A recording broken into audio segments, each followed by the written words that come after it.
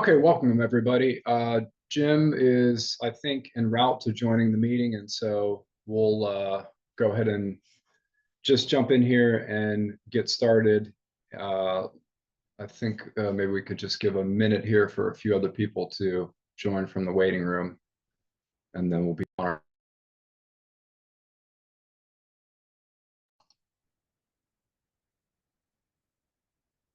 Okay, someone just informed me I might have been muted. Is this the first that you're hearing my voice, or did you hear what I said previously?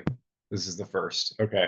Sorry about that. Usually Jim is here to work as MC and offer prayer and an introduction. I think he's slightly delayed, which is completely fine.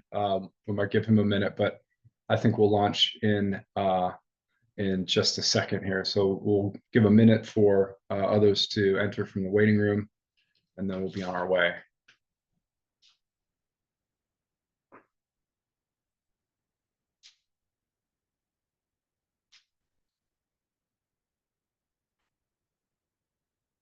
Okay, looks like everybody that was in the waiting room has joined. So I'll go ahead and kick this off, just offer a brief prayer, and then we'll jump into Book 11. So, in the name of the Father, and the Son, and the Holy Spirit. Lord, bless our time together.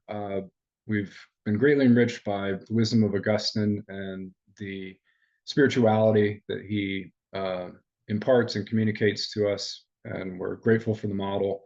We're thankful for all the things that we've seen in his life. And as we come to Book 11, a meditation on Scripture, the hope is this would be an inspiration for our own meditations, that we would not be overwhelmed by the depths that Augustine is going to lead us into. So bless our time, be among us here. In the name of the Father, the Son, and the Holy Spirit. Okay, I think the gang's all here. So we'll go ahead and get rolling on Book 11. I'll explain where we're at and we'll get after it. So the plan for tonight, per usual, is first of all, I'd like to just briefly discuss the relation of Book 11, and actually Books 11 and 13 for that matter, since Augustine tended to view these as a piece. Discuss the relation of these to the rest of Confessions.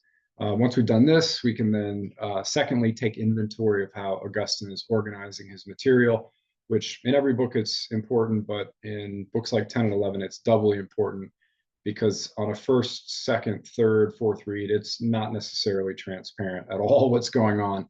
So we want to get an idea of the structure, know the lay of the land before we get into it, and then we'll be in a position to tease out the major themes of what is really a remarkable book and has certainly stood the test of time. Yes, pun intended.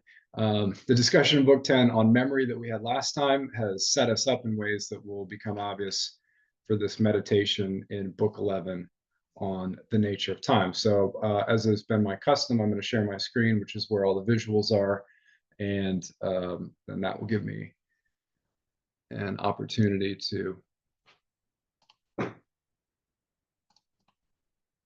carry on this way. Okay. So speaking of meditations on time, here's one that almost everybody knows. This is, of course, arguably one of the most popular best-selling, greatest albums of the 20th century. This is Pink Floyd's Dark Side of the Moon. Well, there's a track on this entitled Time, and Pink Floyd's meditation on time does about as much as one could hope within the medium of rock and roll, which is to say it offers a rather pedestrian view of time, and to my ears ends with a not so subtle jab at the church, which, can you imagine, rock and rollers in the 1960s and 70s thought that was a good idea. That's okay. We'll make use of this. I think the end here, this is the lyrics to the song Time. Most of you are probably familiar with this, or some of you have probably heard this 100 times. It is a rather pedestrian reading of the idea of time, but it ends in a way that is rather curious, that doesn't exactly follow. And I think what Roger Waters envisions in these last couple lines, far away across the field, the tolling of the iron bell calls the faithful to their knees to hear the softly spoken magic spell. It's a good line. I mean, it works. But I think what Roger Waters is envisioning here is maybe something like the ignorant masses on the heels of what it probably was in his own mind considered a rather profound exposition of time, what he might imagine are the ignorant masses making their way to the altar, wholly ignorant of the problem of time, because Christianity or the church is not interested in addressing this question, which he was. We can take this essentially negative interpretation, I think, of what's going on there and make it illustrative of our purposes, because Augustine does a couple things in Confessions we're aware of and will become aware of, which is one, he does affirm the mystery of the altar. This is how Book 10 ends rather remarkably, but he does also sketch out the problem of time in Book 11 that does remain essential reading on the topic for serious students on the topic of time. This is evidenced in the front matter of Chadwick's translation of Confessions. If you're using this translation, you might have noticed that Chadwick doesn't have a bibliography, but he does have a 1 or 2 page bibliographical note. And in this, Chadwick supplies just a single reference for, and we'll move on from Pink Floyd to this, a slightly more serious treatment of the problem of time. This is Richard Sorabji's Time, Creation, and the Continuum. It's the only book in the bibliographical note in Chadwick's translation of the Confessions related to Book 11. This is important because it's singular, but it's important for what Sorabji has to say about Augustine's treatment of time. And he says this. He says, Augustine explicitly considered the paradox of the parts of time and gave it its most eloquent and arresting exposition. The 11th book of his Confessions can be recommended as delightful reading. Moreover, Augustine offered a striking new solution. The only way to save the existence of time would be to treat past, present, and future as 3 mental states, for then they could all exist at one and the same instant within the mind. The past would be memory, the present attention, the future expectation. And Sorabji is no dummy when it comes to the issue of time, and he's basically captured exactly what's going on in Book 11. And this will become obvious or more obvious as we unfold this. But the interest in Augustine's intuition on time is not limited to professional philosophers. It even extends to researchers, contemporary researchers in the behavioral sciences. This is the first page of an article from the journal Behavioral Science, which I think I showed a time or two ago. And I do want to say something about it, or rather let the authors of this article say something for us, which is this. Manning, Castle, and Castle, these are the authors. They happen to be French. Incidentally, they say this, though, from the perspective of a scientist, not a philosopher of time. Both Plotinus and Augustine can be thought of as early introspectionists. Of course, note the connection between Plotinus and Augustine, obviously well known everywhere. Because of their interest in the human being's inner life, subjective observation, introspection, or awareness of one's own mental processes was named the interior man's sense. We might think of this as a sort of 6th sense, by opposition to the traditional 5 senses meant to process the outer world. The result of this purely introspective venture, still respected 16 centuries later, can be useful because of the depth of analysis and the accuracy of descriptions. And this is the commentary of individuals who are scientists in the area of neuroscience and cognitive science and behavioral science. Okay, so this gives us a quick introduction to Book 11. We can compare and contrast this with popular notions of time, but recognize that Augustine is still a living voice, both in the area of philosophy, but also in behavioral science. So now that we've established that, let's go ahead and move on to the relation of Book 11. How does this extraordinary book, and how do books 11 to 13 fit in with the rest of the Confessions? Well, from last time, we realized Book 10 is ostensibly about memory, and it's usually titled that way, and that's certainly not wrong. But if we were to take this too literally, it would make the second half of the book a little less intelligible. Because while the first book is explicitly about memory and Augustine doing work there that no one had done before, the second half of Book 10 is connected with the reality of memory, but it develops in a totally different direction, because this is developed as a meditation on the triad of temptation identified in 1 John 2. Okay, so likewise, if we come to book 11 and we simply accept that it's about time, and that this is how it's usually described, no, that's not wrong. But if we do that, we're going to expose ourselves to some unnecessary interpretative difficulties, because that's not exactly what's going on. So you might remember from last time, Augustine said something in a book that he wrote near the end of his life, which becomes incredibly relevant at this juncture in our reading.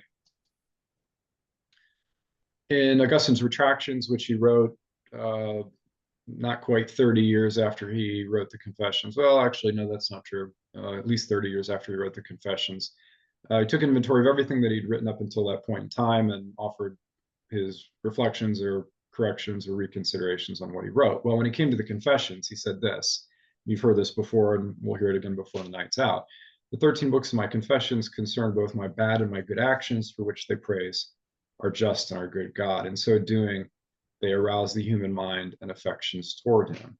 The first 10 books were written about myself, the last 3 about Holy Scripture.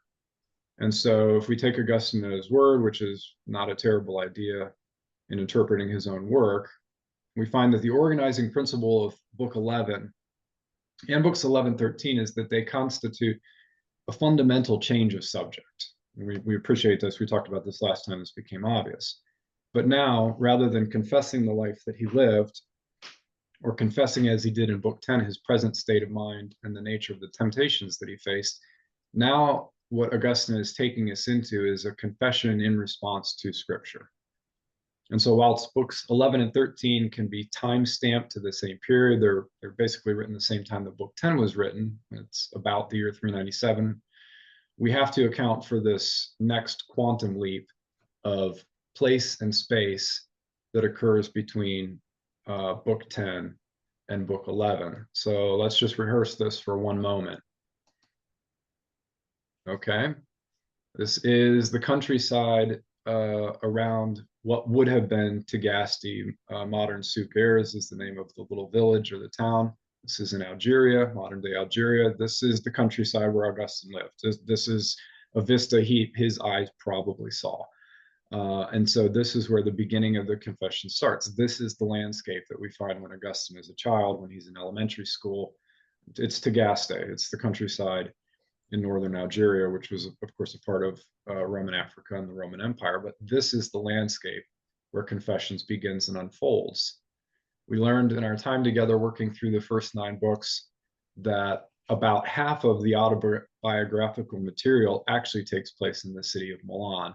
And so by the time we get to book 5 up and through the end of book 9, the whole theater of operation for Augustine is essentially the city of Milan. This is the city of his manhood and of the serious developments in his spirituality. Okay, so that gets us through the first 9 books, but we saw this last time. When we come to book 10, there's this quantum leap. Not only the fact that he's writing this 10 years after the fact, but Augustine locates us somewhere new. And the place that he locates us is in his own mind and in his own memory. And so this is where he takes us in book 10. Well, we're saying all this to say this, which is when we move to book 11, we've got to be prepared for Augustine to take us yet to another place that's going to be the source of confession. And that's here. In the beginning, God created the heaven and the earth. This verse, there's a little bit more to it, but not much. This verse and the one that follows is pretty much the basis of the next 3 books of the Confessions. Books 11, 12, and 13 are more or less an extended meditation on what's going on. I mean, he gets about 20, 25 verses in, but by and large, Augustine is focused on these first 2 verses. So in this part of the Confessions, Augustine is now going back to the beginning in a very literal sense. He's going back to Genesis 1:1. But what most people are not necessarily going to know and could not be expected to know when they're reading Confessions is that Augustine would actually do this on 5 other occasions. The book of Genesis is a book that he came back to over and over again throughout his career. And when we're arriving in book 11 of the Confessions, this is not the first time that Augustine has dealt with the book of Genesis. So what we have in books 10 through 13 or 11 through 13 is actually the 3rd example of Augustine working through this foundational text largely inspired by everything that he heard from the Manichees, which he had, largely purged, but was still in dialogue with, still in conversation with. So let me just roll through quickly so you have some sense or perspective on this of the work that Augustine did on the book of Genesis in his lifetime, and then we'll see where Confessions Book 11 fits into this. Well, the first time Augustine wrote on the book of Genesis was just a couple years after his conversion while he was living in the monastery in Tagaste, which probably his former home in North Africa. Well, Augustine's first attempt at Genesis is called On Genesis Against the Manichees. Okay, so this gives us a very transparent idea of where his head's at and what his concern is. His concern is to tackle the book of Genesis and retrace his steps back to the beginning, which is a very sensible thing to do. For someone who's effectively coming out of a cult and coming out of a counter church, is to let's retrace the beginning and kind of work our way forward from there. So this is what Augustine does in the year or two after his conversion. And then in 393, he starts a work that he entitled A Literal Commentary on Genesis, which would be kind of a true, just working his way line by line, verse by verse, word by word, what is literally going on in Genesis. He actually intended to cover all 6 days of creation, managed to get to about Genesis 1, verse 26, and never got any further on it. So this is actually called the Incomplete Literal Commentary on Genesis, which he set aside and didn't pick up until he wrote the retractions and added about a paragraph and put it back down again. And then we find ourselves here in 397. After those two works, Augustine picks up Genesis again and begins working through the creation narrative, which I won't spoil it. We'll get into this in books 11 through 13. After this, over a period of about 15 years, he writes what is considered his masterpiece on Genesis, which is The Literal Interpretation of Genesis. That's the title of the book. And he worked on that for about 14 or 15 years. That tends to be the one that people read if they want to see what Augustine has to say on Genesis. But we're not done, because after he did that, he wrote The City of God in response to people who complained that it was the Christians' fault that Rome had fallen to the barbarians. And in the course of this enormous work, in chapter 11 of City of God, he picks back up the creation story again, and this time traces the creation story to demonstrate that if you work your way through Genesis and the basic story of redemption, what evolves out of this are the ideas of the two cities that have the two loves, the city of God and the city of man. The one is rooted in love of God, and the other is rooted in love of self. This is, of course, largely the point of City of God, but it's ultimately rooted in the Genesis narrative. And then finally, and we'll end here on Augustine's works on Genesis. In about the year 419, 420, he again got into a controversy. He doesn't name who this was with, but he merely wrote a book called Against the Adversary of the Law and the Prophets, against some anonymous person who wrote a monastigram about the Old Testament, and he picked Genesis up again and rolled with it one last time. So the book of Genesis is a place that Augustine spilled a lot of ink over the course of his career. Okay, having established all of that, we can go ahead and turn our attention to what is actually going on in Book 11. We set it up, we got an idea of where this fits in to Augustine's work, to his larger work on the Book of Genesis, which occupied him his whole life. But what is exactly going on in Book 11? Well, true to form, Augustine starts every book with an introduction. These tend to be a little bit stereotyped. There's some variety, but we'll see here briefly. There are a couple points that are remarkable, but per usual, the introductions to the confessions tend to be prayers for illumination. So we'll see this. And then the rest of Book 11 divides, at least in its format, really simply, but I'll warn you, this is the end of the simplicity. The way this is laid out is not difficult. What he has to say is, frankly, extraordinarily difficult. So let me tell you the lay of the land, and then we'll get after it. So we have the introduction, and then Augustine's meditation starts right here with what we see on the screen, Genesis 1:1, and he doesn't get any further than Genesis 1:1. The first part of the meditation is best understood as Augustine reflecting on what he sees in Genesis 1:1 and helping us to understand better the nature of eternity. This is an idea that is wrought with misunderstanding, but Augustine has a very precise idea on this that I found helpful. I think we'll all find helpful. And so this is the first part of the substance of Book 11. The balance of Book 11 is Augustine tackling the problem of time. And if you read through this once or twice, you probably had the same experience I did the first time I read it, which is it hurt my brain. It takes so much mental energy to try to keep up with what he's doing. But after repeat readings and with some help, I think I might be able to spare you a little bit of that and help you see where Augustine is trying to lead us to. So we've got an introduction. We've got the first meditation on Genesis 1:1. Augustine's going to tackle eternity. There's always a logic to what Augustine's doing. It's all very clever. But what he recognizes is we've got to have the right definition of eternity before we can have the right definition of time. And so he's going to supply us that and then walk us through to the finish line. So we jump into the introduction, and Augustine introduces Book 11 the way that he's accustomed to do. So there's this elevated confession and elevated prayer. Unfortunately, there's not the time to pick out all the highlights here.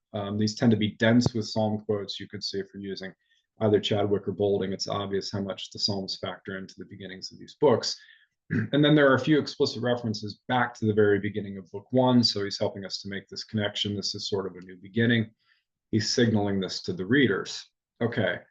Importantly, 11:2:2, Augustine makes it unambiguous that he has established a new beginning here and a new source of confession, a new object of confession. Augustine says this. He says, "For a long time past, I've been burning to meditate on your law." This is a psalm quote, of course, "and confess to you what I know of it and what lies beyond my powers. The first, what I know of it and what lies beyond my powers." So this puts us back into contact. Oh, sorry. This puts us back into contact with what Augustine had said in the retractions. He makes the comment, the first 10 books are about myself, books 11 to 13 are about scripture, and he's keying off of exactly what he says here at 11:2:2. Augustine has picked up a new object for his confession.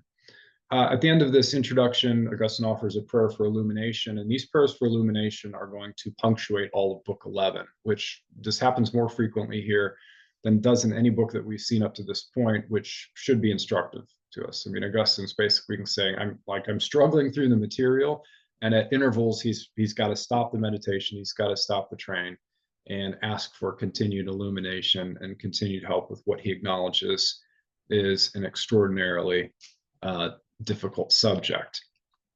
Okay, so if we jump into Augustine's first meditation, so if you're thinking of this in terms of marking where we're at, this would be 11.3.5 in Bowling or Chadwick, or really any translation that you're using. But Augustine kicks off Book 11, the substantive part of it, in this way. Augustine asks, how should I understand the first verse of Genesis? And literally he says, and this was our welcome screen, may I hear and understand how in the beginning you made heaven and earth. And this seems like an awfully simplistic thing, but this is actually a line that gets a terrific amount of attention from commentators and careful readers, because Augustine says, may I hear and may I understand how in the beginning you made heaven and earth. And so in this, what others have detected is that Augustine is actually revealing in this simple line a rather fundamental aspect of the Augustinian charism, which is captured in a variety of ways, but the most succinct way is this. Essential to the Augustinian outlook in spirituality is faith-seeking understanding. This is our key phrase, faith-seeking understanding. Because in a certain sense, from Augustine's perspective, it's not entirely satisfactory to just believe. This is not something that he's satisfied with. If he were, then books 11 through 13, frankly, wouldn't make any sense, because that's what books 11 through 13 are. This is Augustine coming to the text of Scripture and saying, I want to hear, I want to believe, but I want to understand. And what we encounter is the rather remarkable progression in his mind of what he does, which nobody else in the history of church has ever done, when they come to Genesis 1:1 and try to think about what it means and try to pursue not just belief, and there's certainly nothing wrong with that, but belief that is coupled with understanding. And that's Augustine's vision for himself, and I think his vision for us. We are people of faith. We believe, like we accept what the Catechism says, but we want to go beyond this. And to him, this is the great adventure. Like, this is the treasure. He literally says, these are the treasures that I'm looking for. I want treasures of understanding. This is what the man valued in his inner person. So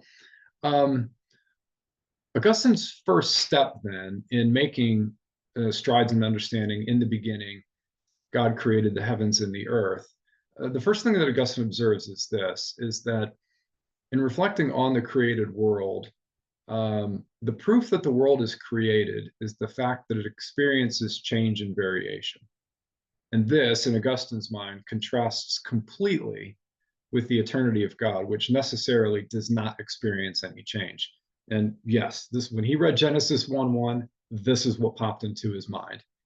He's reflecting on creation. This kind of echoes Romans 1, but he's saying, all right, well, here's the difference. Everything that's created, the organized world that I see, this is subject to change. And this stands in stark contrast to God's eternity, which necessarily does not experience change. Well, for Augustine, this reflection raises the question, and it raises the question that he says explicitly at 11:6-8. Well, then, how did God speak the world into existence? Since speech necessarily is characterized by succession and change. In other words, one syllable has to follow another. This is the way that speech works. So we've got to recognize that Augustine is doing something with a text which we've already seen going back to Book 7, which he is connecting, or we might say cross-referencing, which would have been extraordinarily difficult in his situation because he's dealing with texts that not only don't have any notes or a system of cross-references, but don't even have any spaces between the letters and the words. What Augustine's doing is he's cross-referencing. He's coming to Genesis 1:1 and he's connecting this to John 1:1. This is implicit, although I think there are points where he signals this to us. So he's connecting Genesis 1 in the beginning with the prologue to the Gospel of John, which is the other in the beginning. And he's making the connection of the word being operative at the beginning of time. But he says, okay, when we think of a word, we necessarily think of a speech act. But a speech act is a time conditioned thing, right? Because in order for you all to make sense of what I'm saying in this moment on this call, I have to keep speaking and one syllable has to follow another and they have to be in succession. Otherwise, communication is impossible. So Augustine wrestles with it. He says, well, in what way then does the word find itself being operative in creation? And he starts by connecting this to the transfiguration. And he says, surely not in the way that a voice came out of the cloud saying, this is my beloved son. Well, why is this important? Because Augustine is pointing to one of the few instances in the New Testament where the voice of God is actually being heard speaking. But Augustine says, but that's not the way that it works, because at the transfiguration, this is speech that showed up and then disappeared into the past. And Augustine's thought is, well, that can't be the way that it works. And he goes on and tries to answer it this way. So in the next paragraph, the next section, he says, you call us therefore to understand the word, God who is with you, God. This is the John 1 reference. That word is spoken eternally, and by it all things are uttered eternally. It is not the case that what was being said comes to an end, and something else is then said, so that everything is uttered in a succession with a conclusion. But everything is said in the simultaneity of eternity. Otherwise, time and change would already exist, and there would not be a true eternity and a true immortality. That's quote directly from the text. It's rather difficult in some sense, but the key phrase out of that is the simultaneity of eternity, which is a phrase that pops up in other theological literature as well. This suggests, I think, a massive improvement in our own conceptualization of eternity. Because in ordinary speech, this term eternity easily gets taken to mean simply life after death, or less accurately, an endless succession of time. But neither of these is properly God's eternity. And this is the point that Augustine is at enormous pains to make. Eternity is not an endless series of time. This is a fundamental misunderstanding about eternity. Eternity is the absence of time when we're talking about God's eternity. And Augustine's feeling is most people get this wrong. All the people that he's trying to dialogue with in Book 11, he presupposes have got this wrong. Eternity is not an endless succession of time, it's the absence of time. And as soon as a person gets that right, a lot of the other issues start to fall into place much more easily. Okay, so then he illustrates this with a simple question that he thinks others have suggested to him, or he knows others have suggested to him, probably some of the Manichees, which was, okay, Augustine, we're going to dialogue or debate about Genesis. Well, here's a question for you. What was God doing before he created the world? And then Augustine tells a joke. There aren't many jokes in Confessions. I don't know if you caught this. He actually tells a joke. He says that he's quoting someone, but he says, people ask the question, what was God doing before he created the world? He kind of says, well, the answer is he was creating a place in hell for people that ask stupid questions. This is what he says. I think it's the only joke recorded in the Confessions. But then he says, okay, that's not really serious. That's not what I mean. But then he gives the serious answer. And he says, you've misunderstood the nature of eternity because your question is self-refuting. It doesn't make any sense. And the way that he explains it is this: there was no before when there was no time. So if you're asking the question, what was God doing before he created the world? This question doesn't lead anywhere because you fundamentally misunderstood eternity. Eternity, God lives in an eternity, which is the absence of time. There is no before. God is not time. We are time conditioned. God is not time conditioned. So the question itself implies a failure to grasp God's utter transcendence, which of course was part and parcel to the Manichees. That is the fact that God is utterly outside of time and his existence is in no way conditioned by time or change or successiveness. This is the correct understanding of eternity. So Augustine goes further and realizes, well, this likewise implies on the part of the questioner the failure to understand that time is a creature. Creation did not begin with time. And people still confuse this that are not Manichees and that probably just haven't thought that hard about it, or even good Christians or Catholics, is that creation did not begin with time, but time began with creation. Time is a creature. Time is a created thing. And once we get a couple of those categories straight in our mind and can kind of sit with that, the rest of the conversation works itself out a bit more easily. So everybody happy with that as far as it goes? I can see a few of you. You can thumbs up or thumbs down. Okay, so far so good then. Okay, so that's the first meditation. Augustine's going to try to help us understand time by making sure we have the right understanding of eternity. So this then leads us into really what is the core of Book 11 and some of Augustine's clearly most original work, as we saw from the beginning. Philosophers of time as well as behavioral scientists are extremely interested in this next portion because Augustine says things here that no one had said before and that 16 centuries later basically are still framing in certain conversations that a fair number of people find important. So in the balance of Book 11, Augustine's main concern here is really just to get his definition right. He's going to struggle through this, but he's going to focus almost exclusively on formulating a definition of time. And this attempt is going to break down into three fairly obvious parts. In the first part, what Augustine is going to try to demonstrate to us is that present time is real time.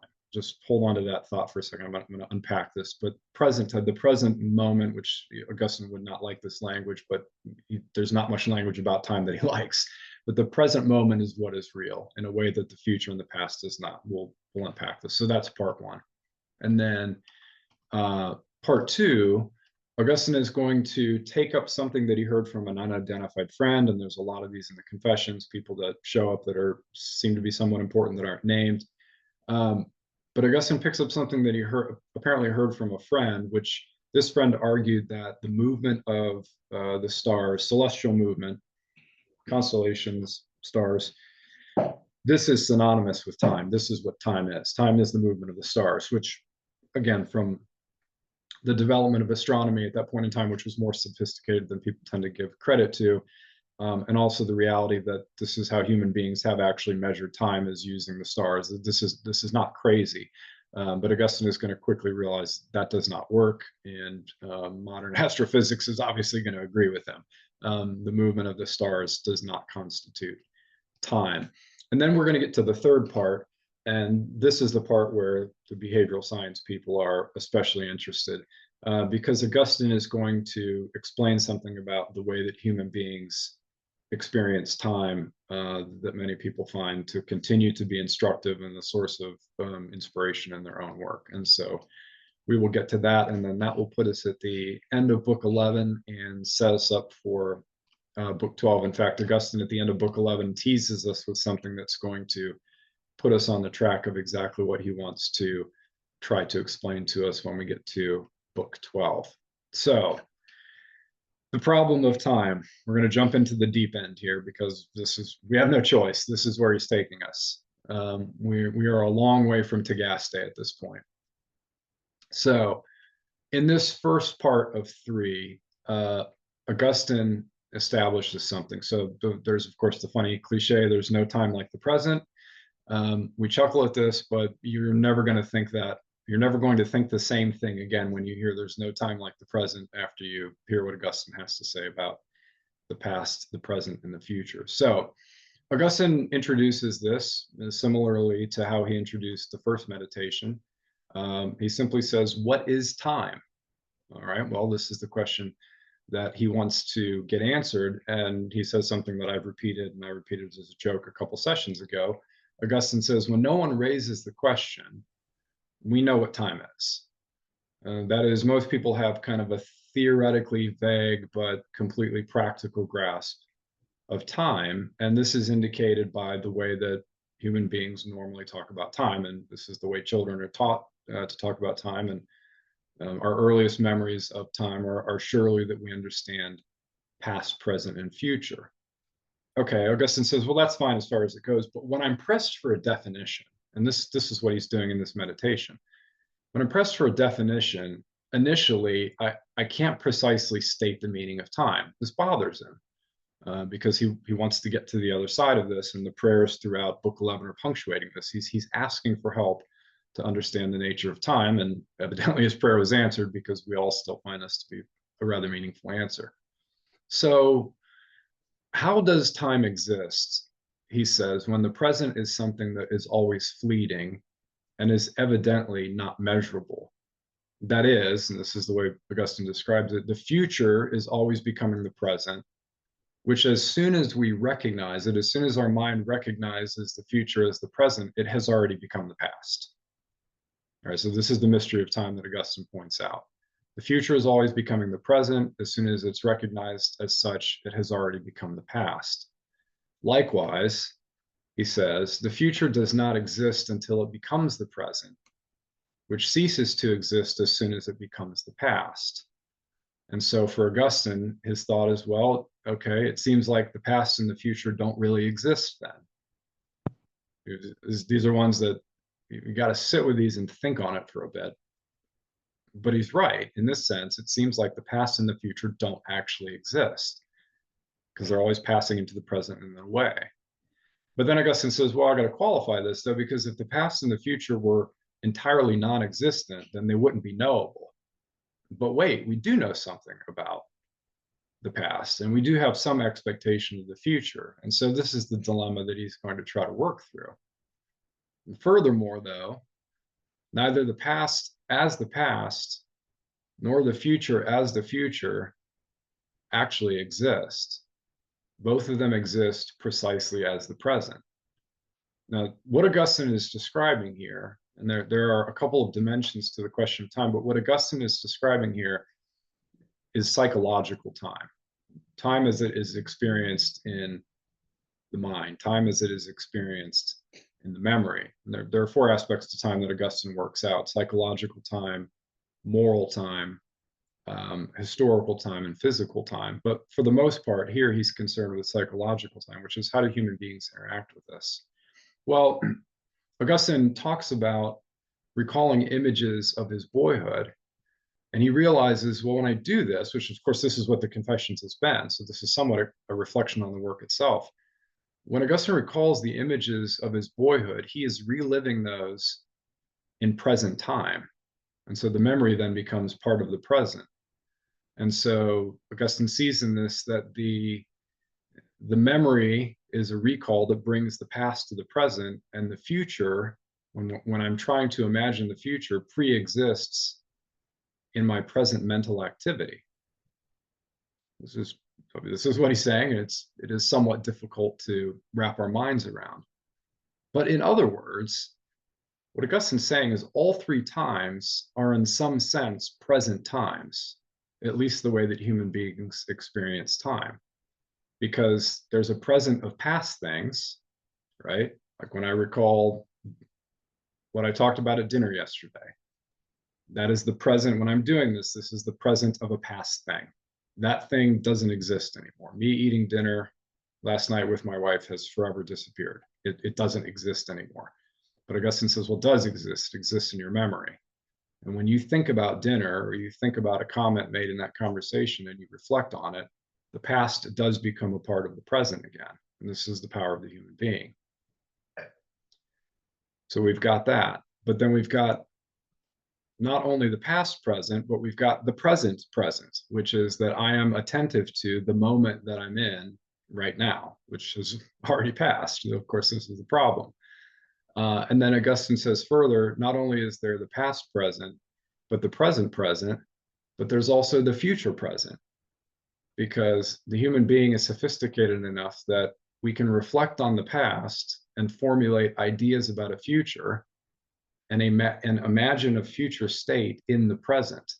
And so Augustine makes the rather curious argument that in a certain sense, the way that humans experience the past and experience the future is the same way they experience the present. We only experience these things in the present moment. And this is why people are still reading Augustine and trying to work this out, because it works, because he's right. It just is quite a strain on the intellect. So Augustine appreciates that even though he can say these things, there is an inexactitude of ordinary human language. And this is a barrier to understanding something as difficult as time. And Augustine points this out on other subjects, but it's especially acute on the subject of time, is that our language doesn't really do the work that we need it to do to try to even define and interact with the problem. Okay, so at the end of part one, where he's coming up with the definition of the present as the only real time in a certain sense, Augustine recognizes something that I think we have to acquiesce to, is that the present moment is something that we perceive, obviously, but the present moment is not something that's actually measurable or divisible, because as soon as one attempts to measure the present moment, I'm already dealing with something that's in the past. And so the present, in a kind of a strange twist, actually bears some resemblance or analogy to eternity. And I think it's for this reason that sometimes eternity is described as the eternal present. It is simply the present moment that always is. And there appears to be, in Augustine's thinking, some sort of analogy of our experience of the present moment, which we cannot measure. And as soon as we try to latch onto it, it disappears. There's some analogy with that experience of the present and the experience of eternity. So that's part one. And if your brain has not entirely cramped up trying to think through that, then we'll jump into part two, which is actually, admittedly, part two is quite a bit easier. Part one's tricky, part two is easier, and part three somewhere in between. So in part two, Augustine goes a slightly different direction with this. And at this point, he's not talking about psychological time, which is what he was talking about, what he's going to come back to in the third part. What he's talking about is physical time, because he's got a friend that says, well, the definition of time is co-equal with the movements of the planets. This is what someone says to him, And he doesn't name who this person is, which is always interesting, who Augustine names and who he doesn't name. But Augustine says, okay, so I've got a friend, a certain scholar, and he says time consists of the movements of the sun, the moon, and the stars. But Augustine immediately objects to this idea of physical time. And Augustine objects, and he suggests, well, okay, let's just work this out logically. If all of the stars, if the sun stopped rising and the moon stopped moving and the stars stopped making their rotations in the heavens, there are still other objects that would be in motion. And he uses the example of a potter's wheel. Okay, so let's say the heavens stand still. This is just kind of a thought experiment, which Augustine maybe even invented thought experiments. We'll get to this in just a second. He said, okay, so thought experiment, the heavens stand still. That's fine, but other things are going to keep moving. And if there's motion, there's time. So Augustine is saying something that a modern physicist would completely agree with. Yes, if you have motion, you must necessarily have time. Now, the more interesting question is, can you have time without motion? Augustine touches on this, but this is more a question of modern physics and relativity theory, and kind of gets beyond probably anybody's interest level or tolerance for tonight. But the point that Augustine's making is, he says, I can apply logic to the situation, say that doesn't work. And besides that, if all of the heavens stopped moving and people were standing around talking about it, you would obviously have the succession of human speech, which is his cardinal example of the experience of time. Syllables have to follow syllables, and people process this. So Augustine says, all right, well, that doesn't make any sense. So he can dispense with that. So having dealt with that, Augustine is confident that time cannot be equated with the movement of the stars.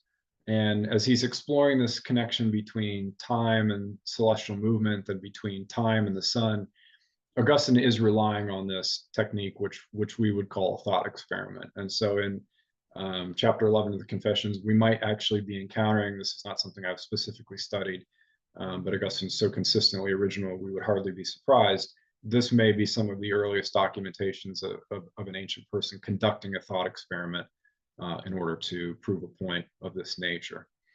Okay, so after hashing through all of this, we would think, okay, well, Augustine must be rather self-satisfied at this point, because this is a rather heroic effort, and he said some things most people have never been able to articulate. But that's not what he says, because when we get towards the end of the book, Augustine says this: I confess to you, Lord, that I still do not know what time is. And I further confess to you, Lord, that as I say this, I know myself to be conditioned by time. And so we do have the rather remarkable situation, well, on a couple of levels. One, Augustine is making some legitimate forays into the area of psychology and into the area of the philosophy of time by doing Bible study, which this is not the method that philosophers are allowed to use, first of all, because, I mean, philosophy, generally speaking, is not allowed to appeal to authority. And yet here's Augustine appealing to the authority of the Bible and using this as a platform to make an excursion into time that people are still looking at and saying that that's kind of unbelievable that he came up with this. So it's remarkable on that front, at least. Okay, so we get to part 3, and this will bring us to turn the corner here towards the end. Continuing with this idea of thought experiments, Augustine coins some terms here that he applies to the nature of psychological time that people are still quoting today. And so Augustine conducts these 3 thought experiments. I'll try to explain them briefly. But he uses a word, which in some ways is kind of unfortunate for us, because he uses a word that is a rather thinly attested word in the Latin language, and a word that even Augustine doesn't use that often. And it's distentio, from which we get the word distension, which is almost certainly how Chadwick translates it. But Augustine actually lands here. He says, well, when I work out these thought experiments, what I realize is that the time is actually a distension of the soul, which that's not incredibly helpful because it's hard to know what that word means. But a better way maybe to translate it is what Augustine, I think, is trying to say, or what he is saying, is that time is actually a tension tension, T-E-N-S-I-O-N. Time is a tension within the human person. It is a stretching of the mind or the soul within the human person. And this is really ostensibly the great accomplishment of Augustine dealing with the problem of time. And so let me just kind of walk through these three thought experiments that he has, and then I'll tell you where this lands, and this will set us up for next week. So Augustine explains these three thought experiments, and they generally have to do with some form of speech, because this is his classic example for illustrating the successiveness of time and the way that human memory deals with us. So he lifts out a line, which we've seen before, Deus creator omnium. This was one of Monica's favorite hymns. In fact, he ends book 9 with this hymn, and so he's picking this back up. This is one that Ambrose wrote. But that's not the theological significance is not the point here. The association with Monica is hardly the point. The point that Augustine is making, and you need to know a little bit about Latin poetry, so I'm going to give it to you in 10 seconds, which is you've got long and short syllables, and the trained Latin rhetor like Augustine or anyone who was, as a child, grew up with this sort of poetry could recognize long and short syllables immediately. So you've got to understand that this is the background of the example. Augustine's point is that this is an everyday occurrence for him as a child, for the people that he grew up with. But the point that he wants to make is that in the ordinary human experience of listening to poetry, Latin poetry, and having to recognize long and short syllables, what Augustine says is we can't measure the departed syllables unless they are kept in existence, but they can't be in existence because they're gone. Now, he's talking about somebody speaking. After the words leave my mouth, that's gone. Like, that has disappeared. But Augustine says, even though the sounds themselves have disappeared, the human mind is able to latch onto these and measure them somehow. Okay, so this is an example. This is the first thought experiment he goes through, is the meter, the long and short syllables of a poem. Well, how does this work when the person is done speaking? It's now part of my memory, but my mind is measuring it. Okay, so this is his first example. The second example he uses is kind of similar in nature, but it's the idea of measuring periods of silence. And Augustine says, well, if I think about the nature of silence related to speech, I can imaginatively kind of think through the time length of sound alongside pauses to be measured. And the only way that I can do this is because of this principle of distension in my mind. And I think this comes out a little more clearly in the third thought experiment that he does. Again, it's related to speaking in silence. And on certain occasions, Augustine recognizes there's a pause or there's a silence prior to speaking. And in his own interior practice of memorized pieces that he either learned as a child or that he used as a bishop, there are these measures of the duration of sound before it is spoken. The length of the sound to be vocalized is measured by an interior distension in silence. And so Augustine is using these thought experiments to land here, which is this: the future, the present, and the past, which are in some ways the most easily illustrated, although the illustrations themselves are rather challenging, the future, the present, and the past illustrated this way help us to see that there is a continuity to the past, the present, and the future by the acts of our soul. There's something that goes on in our soul and our mind that when we apply this idea to human speech, it reveals something.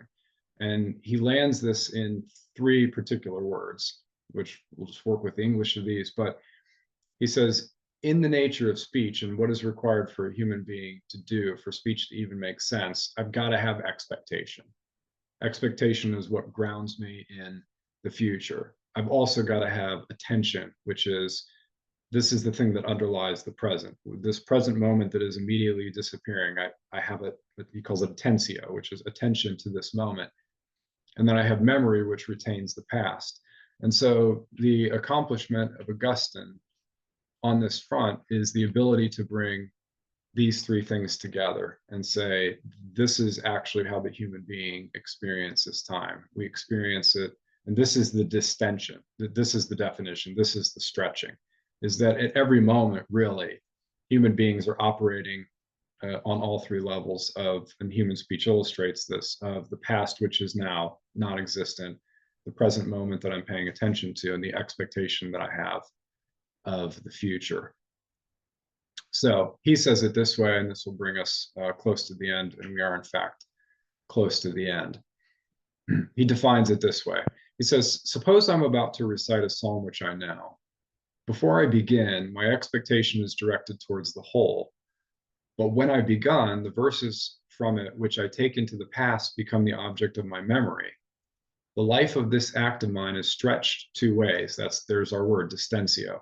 The life of this act of mine is stretched two ways. It's stretched into the memory because of the words I've already said, and it's stretched into my expectation because of those which I am about to say. So what Augustine has worked out through intuition is that our mental activity works in a threefold way, which this is yet another triad in the Confessions. It's a distension of expectation, and then it's a union of future and past in the present moment of attention, and lastly, it's the memory of the past, which has just gone by. And so this threefold schema, and this is where Augustine ends Book 11, this threefold schema of expectation, attention, and memory is not limited to just the individual human who is thinking about a psalm or reciting a psalm. Augustine is going to press this further and say, but it's more than that. It's that the entire life of a human being, and he's reflecting on himself, and the Confessions then actually becomes the working out of this idea. The entirety of the life of a human being can be understood in the experience of time through expectation, attention, and memory. And he presses it even further and says, actually, you could begin to make sense of the whole history of mankind through expectation, attention, and memory of the past. And so Augustine ends here, and this is where I'll end and see if maybe there's a question or two. He ends with a tease. And at the end, very end of Book 11, he says this. He says, before all times, you are the eternal creator of all time, nor are there any times or created thing that are co-eternal with you, even if there is an order of creation which transcends time. And that idea that there is something that has been created that transcends time without being eternal is what he's going to spend Book 12 explaining to us. So we'll stop there, and I'll see if anyone's got a question after I unshare my screen.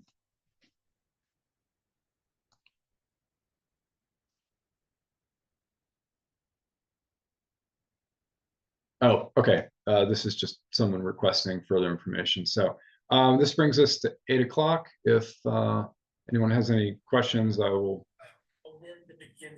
Yeah, Kevin, this is Jim. I just want to say thank you as always. I was late to the podium tonight, which I appreciate you just doing everything that you've done. This whole session has been fantastic.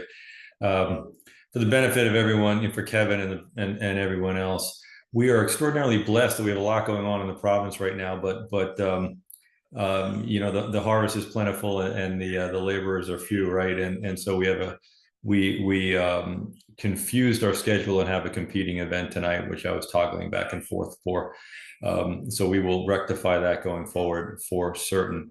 But for what it's worth, I think that this chapter of the Confessions and Augustine's contemplation on time is probably the most impactful to me personally of all of them. I mean, because you can just, I mean, it's the fundamental questions there kind of like wrapped up in this one chapter. So I hope everyone got as much out of it as I did. Kevin, I want to thank you for presenting it the way that you did. I want to assure everyone that we will get our scheduling and technological conflicts worked out for the next session. And I wish you all a very peaceful rest of this good evening. Good night.